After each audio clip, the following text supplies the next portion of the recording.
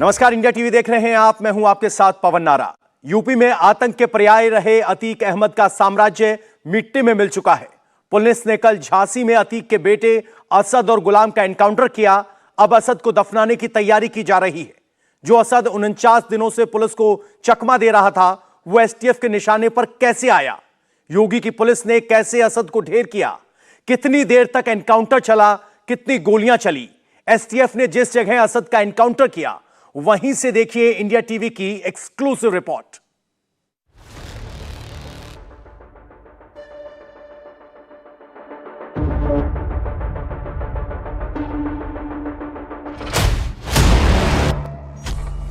कैसे ढेर हुआ अतीक का बेटा असद और गुलाम? एसटीएफ ने दोनों शूटरों का कैसे किया एनकाउंटर? एसटीएफ टीम को किसने दी दोनों के लोकेशन की जानकारी? असद और गुलाम पर पहली गोली किसने चलाई? जहां एनकाउंटर हुआ वहां से इंडिया टीवी की तहकीकात। उमेश पाल की हत्या के 49वें दिन उनके 2 हत्यारे मारे जा चुके हैं। यूपी पुलिस की एसटीएफ ने कल झांसी जिले में परीक्षा डैम के पास अतीक अहमद के बेटे असद और शूटर गुलाम को ढेर कर दिया। यह एनकाउंटर कैसे हुआ, जानिए इंडिया टीवी के 2 रिपोर्टरों की जुबानी। यूपी एसटीएफ तकरीबन 48 घंटों से इसी इलाके में, यानी कि झांसी और साथ ही मध्य प्रदेश के अंदर जो शिवपुरी है, यहां पर असद और साथ ही मोहम्मद गुलाम की तलाश कर रही थी। असल में पुलिस को अपने इन्फॉर्मर्स के जरिए यह जानकारी मिल रही थी कि झांसी कानपुर ये जो हाईवे है, यहां पर आसपास किसी गांव में छिपे हो सकते हैं असद और मोहम्मद गुलाम। तभी तकरीबन 11:15 बजे के आसपास यूपी एसटीएफ को पुख्ता जानकारी मिली कि गुरुवार को एक बाइक पर, जिस पर नंबर प्लेट नहीं है, उस पर अपना हुलिया बदलकर असद और साथ ही मोहम्मद गुलाम जो है वो यहां से निकलने वाले हैं। 11:15 बजे से ही इस इलाके के अंदर जो है यूपी एसटीएफ ने चारों तरफ से इस इलाके को यहां पर घेर लिया और जैसे ही ये बाइक नजर आई असद और साथ ही मोहम्मद गुलाम की, उसको रुकने के लिए इशारा किया गया। लेकिन पुलिस की टीम को देखकर वो रुकने की बजाय अंदर की तरफ, यहां से एक परीक्षा डैम है तकरीबन 2.5 किलोमीटर, वहां पर वो पहुंचे और पुलिस पर फायरिंग की। यूपी एसटीएफ ने इस एनकाउंटर को कैसे अंजाम दिया, इसकी एक डिटेल एफआईआर में दी गई है। एफआईआर के मुताबिक एसटीएफ के मुखबिर ने असद और गुलाम को एक दिन पहले झांसी के चिरगांव में देखे जाने की खबर दी थी।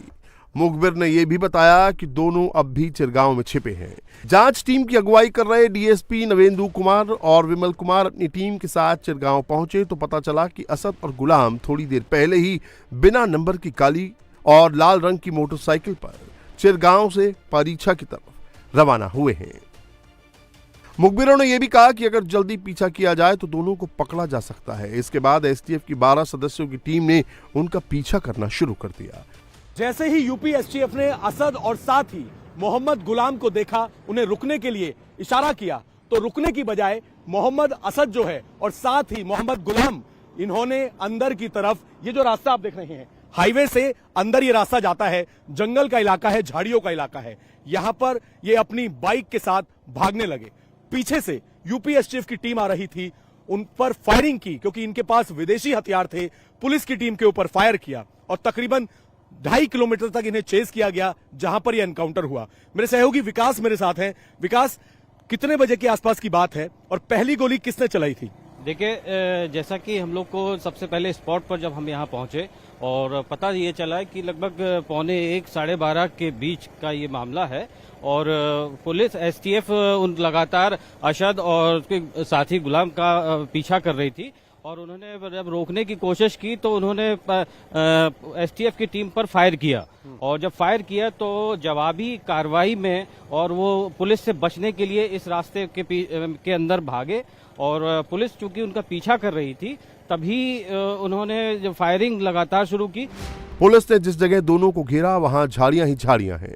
असद और गुलाम को लगा कि वो यहां पुलिस को चकमा देने में कामयाब हो जाएंगे। इस वक्त तस्वीरें जो हैं हम आपको लगातार दिखा रहे हैं। देखिए ये इलाका कैसा इलाका है, ये बिल्कुल जंगल का इलाका है, चारों तरफ झाड़ियां हैं, दिन में भी पूरी तरीके से सुनसान ये इलाका है। असद और साथ ही जो मोहम्मद गुलाम है, हाईवे से ये झांसी की तरफ भागने की फिराक में थे, लेकिन पुलिस की टीम जो है वो इन पर लगातार नजर रखे हुई थी। एसटीएफ ने इन्हें जब रोका और ये इस रास्ते जहां पर अभी हम आपको उस स्पॉट पर लेकर जा रहे हैं, एनकाउंटर के स्पॉट पर, वहां तक इन्हें चेस किया गया, लेकिन रुकने की बजाय, क्योंकि असद और साथ ही गुलाम के पास हथियार थे, उन्होंने पीछे से आ रही यूपी एसटीएफ की टीम पर फायरिंग करनी शुरू कर दी। करीब 2 से 2.5 किलोमीटर तक इन्हें चेस किया गया। झांसी आने से पहले असद 15 दिन तक दिल्ली में छिपा हुआ था। वहां से वो अजमेर होते हुए झांसी पहुंचा था। दिल्ली में पकड़े गए असद के करीबियों ने उसके बारे में अहम सुराग दिए थे, जो यूपी एसटीएफ के काफी काम आए। यूपी एसटीएफ की टीम पिछले 1.5 महीने से तलाश कर रही थी और यह भी जानकारी मिल रही है कि दिल्ली में जब 3 लोगों की गिरफ्तारी हुई, जिसमें 2 अहम सप्लायर थे, असद के क्लोज एसोसिएट थे और एक पुराना ड्राइवर था। इनकी गिरफ्तारी दिल्ली पुलिस की स्पेशल सेल ने की थी और यूपी एसटीएफ को इसके हाइडआउट्स के बारे में कई अहम जानकारियां दी थी। पुलिस ने कई ऐसे असद के क्लोज एसोसिएट्स को उठाया हुआ था जो असद के संपर्क में थे, कुछ इन्फॉर्मर्स थे जो नजर रखे हुए थे, और जैसे ही यह जानकारी मिली कि एमपी और यूपी बॉर्डर यानी कि झांसी और शिवपुरी के बीच में इनकी लोकेशन हो सकती है, तो पुलिस की 12 टीम थी, 12 ऑफिसर्स, जिसमें 2 डिप्टी एसपी, इसके साथ ही और ऑफिसर्स थे, और इस पूरी कार्रवाई पर जो यूपी एसटीएफ के आईजी हैं वो नजर बनाए हुए थे। घेरने के बाद एसटीएफ की टीम ने असद और गुलाम का करीब 2-2.5 किलोमीटर तक पीछा किया। इस दौरान दोनों लगातार पुलिस पर फायरिंग करते रहे। एसटीएफ की टीम ने जवाबी फायरिंग कर असद और गुलाम का खेल खत्म कर दिया। आप ये इलाका देख लीजिए, पूरा सुनसान इलाका है, जंगल का इलाका है और सुनसान है। दिन में भी यहां पर कोई नहीं होता। पुलिस की टीम लगातार पीछा कर रही थी, लेकिन रुकने की बजाय असद और साथ ही गुलाम पुलिस के ऊपर फायर कर रहे थे। और जैसे ही ये स्पॉट आता है, नीचे खाई का इलाका है, यहां पर वो लोग पहुंचते हैं और जब वो देखते हैं कि वो चारों तरफ से पुलिस से घिर गए हैं, पुलिस के ऊपर फायरिंग कर रहे हैं, तो यहां पर आकर जब पुलिस भी उनके ऊपर फायरिंग करती है, तो ये वही स्पॉट है जैसा कि आप यहां पर देख रहे हैं। इस तरीके के निशान जो है, यहां पर ब्लड के निशान जो हैं वो अभी भी यहां पर पड़े हुए हैं। इन दोनों को रोका जाता है और उसके बाद जवाबी कार्रवाई में पुलिस इनके ऊपर लगातार फायरिंग करती है। और फायरिंग करने में उनकी बाइक जो होती है, असल में इनकी जो बाइक थी उस पर नंबर प्लेट नहीं थी, चेसिस नंबर नहीं था, वो भी चोरी की थी। पुलिस पिछले 48 घंटे से इनकी तलाश कर रही थी और यह जानकारी मिल रही थी कि यहां पर अपने किसी करीबी के यहां ये छिपे हुए हैं। और जैसे ही इस स्पॉट पर ये पहुंचते हैं, आप इस स्पॉट देख लीजिए, पूरा ये झाड़ियों का इलाका है, चारों तरफ कोई यहां पर मौजूद नहीं होता है। और यहीं पर जब पुलिस के ऊपर वो फायर करते हैं, जवाबी कार्रवाई में पुलिस उन पर फायरिंग करती है, तो वो इस जंगल से आते हुए यहां पर गिर जाते हैं। यहीं पर उनकी बाइक गिरती है और दोनों को कई गोलियां लगती हैं। एनकाउंटर में असद को 2 गोलियां लगी। एक गोली उसके सिर में जा धंसी और दूसरी गोली उसकी गर्दन में लगी। असद ने कुछ ही देर के अंदर दम तोड़ दिया। जैसा मैं बताऊं, ये पूरा ये एरिया था और जब ये उनको गोली लगी तो डिसबैलेंस होके गाड़ी यहाँ पर गिरी और यहीं पर गाड़ी यहाँ पर पड़ी हुई थी। और जो इंग्लिश पिस्टल जो पुलिस को बरामद हुई है, इस स्पॉट पर यहाँ पर वो पिस्टल थी और दोनों की स्लीपर जो है, चप्पल हैं, वो भी यहाँ पर पड़ी हुई थी। और ये आप जैसे देख रहे हैं कि ये जो पूरा ब्लड है और जो गोली लगने से जो उनके जो ब्लड निकला था, वो ये उसके स्पॉट अभी भी आप देख रहे हैं। और इसको फॉरेंसिक टीम ने पूरा कलेक्ट किया है और हर तरीके से उन्होंने देखा। और जैसा अभी पोस्टमार्टम के उसमें बताया गया कि असद को 2 गोलियां लगी थी, जिसमें एक गोली पीछे गर्दन पर लगी हुई है और एक्सरे में जो आया है, और एक गोली सर में लगी हुई है। जी, अभी तक का जो अपडेट यही था। तो देखिए, बिल्कुल यहां पर जब वो पहुंचते हैं, यहां पर पुलिस की जब गोली उन्हें लगती है तो डिसबैलेंस हो जाता है असद और साथ ही गुलाम, और नीचे की तरफ यहां पर आकर बाइक गिर जाती है। पुलिस ने 2 विदेशी पिस्टल बरामद की हैं, एक ब्रिटिश पिस्टल है। एसटीएफ की एफआईआर के मुताबिक डीएसपी नविंदु कुमार ने अपनी पिस्टल से 2 फायर किए तो डीएसपी विमल कुमार ने 1 गोली चलाई।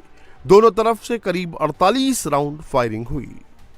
यह भी इसके अंदर खुलासा हुआ है सबसे बड़ा कि जो अतीक अहमद है, अतीक अहमद के पाकिस्तान, आईएसआई और लश्कर से संबंध थे। ये संबंध इस वजह से थे कि ड्रोन के जरिए पाकिस्तान से जो पंजाब के इलाकों के अंदर हथियार सप्लाई किए जाते हैं, उन्हें आगे सप्लाई करने का, खरीदने का, बेचने का काम जो है वो अतीक अहमद किया करता था। और यह भी पता चल रहा है कि असद और गुलाम की भूमिका भी इसके अंदर काफी थी। तो ये वो स्पॉट है और फिलहाल पोस्टमार्टम की जो कार्रवाई है वो पूरी हो गई है। पोस्टमार्टम करा दिया गया है पास के सरकारी अस्पताल में और अब इन दोनों की बॉडी को प्रयागराज ले जाया जाएगा, जहां पर इन्हें दफनाया जाएगा।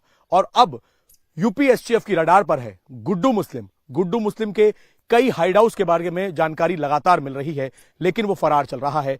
उसको पकड़ने के लिए न केवल यूपी और राजस्थान और एमपी में कई जगह छापेमारी हो रही है, और साथ ही शाइस्ता परवीन और आयशा को भी लगातार ढूंढा जा रहा है। कैमरामैन चंद्रभान और सहयोगी विकास के साथ Abhay Parashar, India TV, Jhansi. India TV हर वक्त हर जगह डाउनलोड करने के लिए सर्च करें India TV news Google play store या ऐप स्टोर पर।